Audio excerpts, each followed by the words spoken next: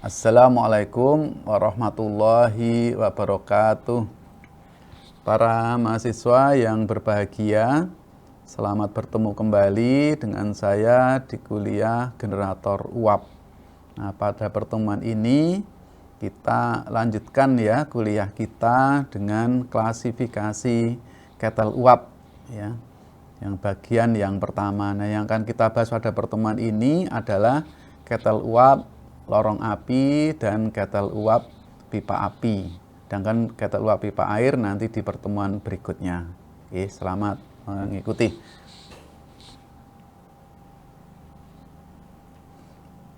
Nah, ketel uap itu dapat kita klasifikasikan berdasarkan beberapa kriteria ya.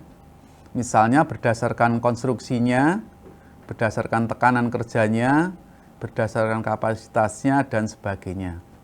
Nah, kalau berdasarkan konstruksinya, kita dapat membagi ketel uap itu menjadi 3, yaitu ketel uap lorong api, ketel uap pipa-pipa api, dan ketel uap pipa-pipa air. Kemudian berdasarkan tekanan kerjanya, itu ada ketel uap tekanan rendah kalau tekanannya di bawah 20 atmosfer. Ketel uap tekanan sedang kalau tekanannya antara 20 sampai 50 atmosfer.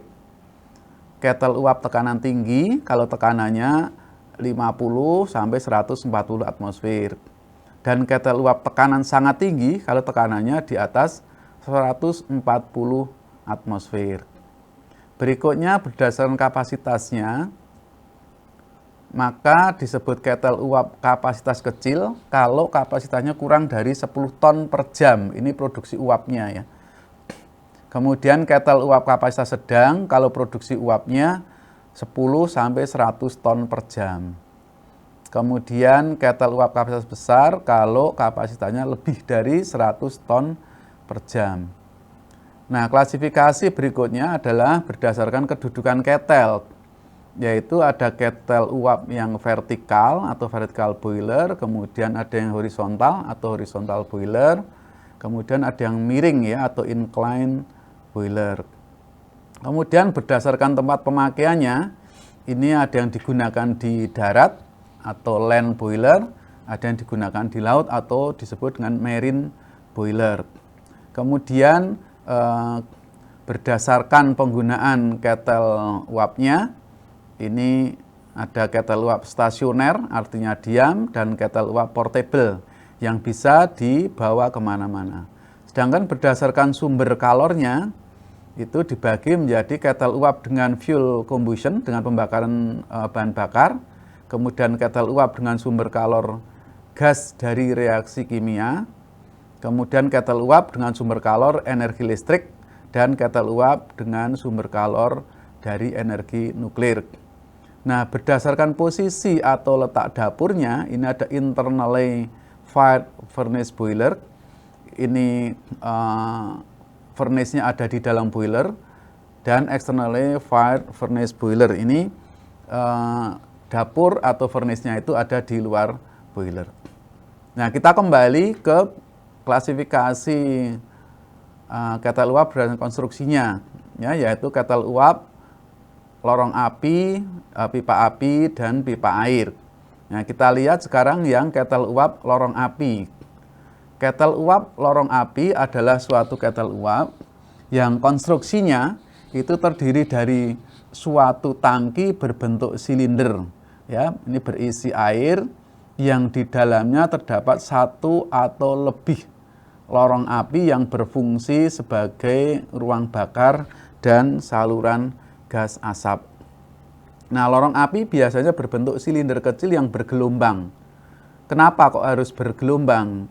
Ya, yang pertama untuk menahan tekanan dari luar, supaya lorong api tidak berubah bentuknya, karena bentuk bergelombang ini lebih rigid ya, lebih kaku ya, lebih kuat dibandingkan yang lurus. Yang kedua tentunya untuk menambah luas permukaan pemanas airnya, sehingga jumlah panas yang dihantarkan akan lebih banyak. Nah, yang termasuk ketel uap lorong api antara lain adalah ketel uap Cornwall ini, ya gambarnya. Kemudian ketel uap Lancashire yang di bawahnya ini. Nah, kalau kita perhatikan ketel uap Cornwall dan Lancashire itu hanya beda jumlah lorong apinya. Ya, kemudian satu lagi yaitu pipa-pipa silang. Oke. Nah, fungsi dari pipa-pipa silang itu adalah sebagai penguat dari lorong api ya, agar tidak mudah berubah bentuk ya apabila mendapat tekanan dari air di sekelilingnya.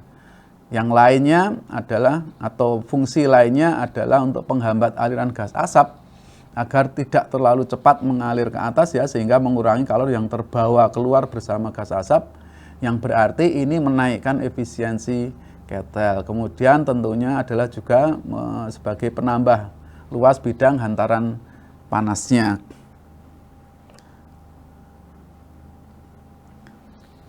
Nah, ketel uap lorong api ini memiliki kekurangan dan kelebihan. Kekurangannya atau kelemahannya antara lain adalah isi air ketel ini sangat besar ya kalau dibandingkan dengan luas bidang pemanasnya, sehingga pemanasan awalnya menjadi lama. Kemudian kapasitas uap yang dihasilkan sangat rendah. Lalu efisiensi ketel sangat kecil. Akan tetapi dia juga mempunyai kelebihan. Kelebihannya adalah konstruksi sangat sederhana sehingga pengoperasiannya mudah, perawatannya juga mudah. Kemudian karena bentuknya sederhana, cara pembersihan dan perawatannya itu mudah, maka syarat isian air ketel juga ringan, tidak memerlukan air isian yang berkualitas tinggi. Nah, berikutnya adalah ketel uap pipa-pipa api atau fire tube boiler yang sering disingkat dengan KUPAP. Nah, konstruksinya ini adalah sebuah silinder atau tangki yang berisi air. Ya, ini tangki yang berisi air, yang di dalamnya terdapat susunan pipa-pipa yang dialiri oleh gas asap yang bersuhu atau bertemperatur tinggi. Nah, biasanya ketel uap pipa-pipa api ini juga mempunyai lorong api, ya, fungsinya sebagai ruang bakar. Ya, ini gambarnya bisa kita lihat ya di sebelah kanan ini. Nah, ketel uap pipa-pipa api ini merupakan pengembangan dari ketel uap ketel uap lorong api. Pengembangannya apa? Yang pertama, volume atau isi air di dalam ketel dibuat lebih kecil. Luas bidang pemanas dibuat lebih besar. Kemudian tahanan aliran gas asap dapat diperbesar sehingga penyerapan kalorinya meningkat. Ya, tentunya juga akan meningkatkan efisiensi ini. Nah, sehingga ketel uap pipa-pipa api ini memiliki keunggulan ya, yaitu pemanasan awalnya lebih singkat, kemudian efisiensi ketel menjadi lebih tinggi, dan kapasitas ketel menjadi lebih besar dibandingkan dengan ketel uap lorong api tadi. Nah, ini yang termasuk ketel uap pipa-pipa api ya, yaitu ketel uap Scott, ketel uap lokomotif, dan ketel uap Cochrane. Kalau kita perhatikan, ketel uap Scott ini ada yang mempunyai satu lorong api, ada yang mempunyai lebih dari satu lorong api. Ini.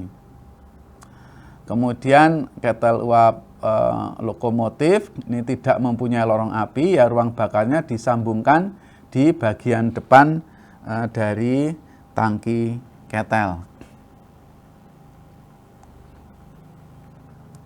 Demikian tadi telah kita diskusikan mengenai klasifikasi ketel uap bagian yang pertama. Kita nanti akan sambung dengan bagian yang kedua, yaitu tentang ketel uap pipa-pipa air.